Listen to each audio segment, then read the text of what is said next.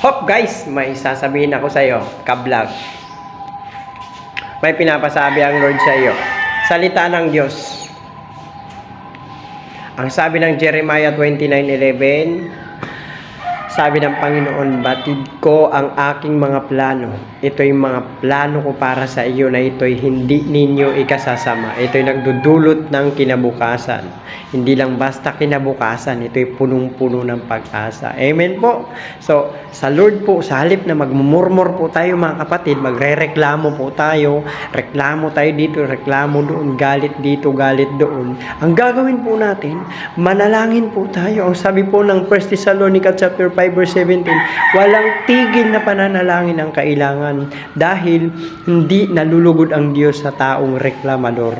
Yung mga reklamador, hindi nagugustuhan ng Panginoon niya at sigurado paparusahan niya yung mga reklamador. Kaya ang gusto niya na magpakumbaba ka, humingi ka sa Kanya kung anong gusto mo, at kung may nagawa ka man sa Kanya na mabuti, huwag ka na lang magmalaki, magpasalamat ka na lang dahil pinagkatiwalaan ka niya. Yun yung tamang pamamaraan ng pagpapakumbaba sa Lord. Dahil yun yung ugali ni Kristo eh. Si Kristo ang unang nagbigay sa atin ng halimbawa mga kapatid.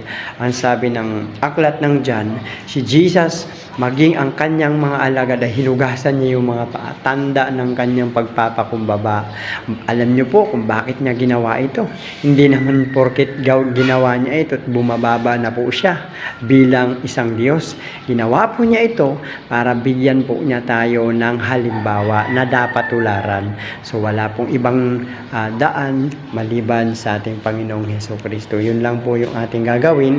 Wala po tayong ibang gagawin. Wala po tayong ibang hakbang na gagawin kung hindi magpakumbaba at magpasalamat. Maraming salamat po. I hope na blessed po kayo sa salita ng Diyos. God bless you po sa ating lahat. Amen.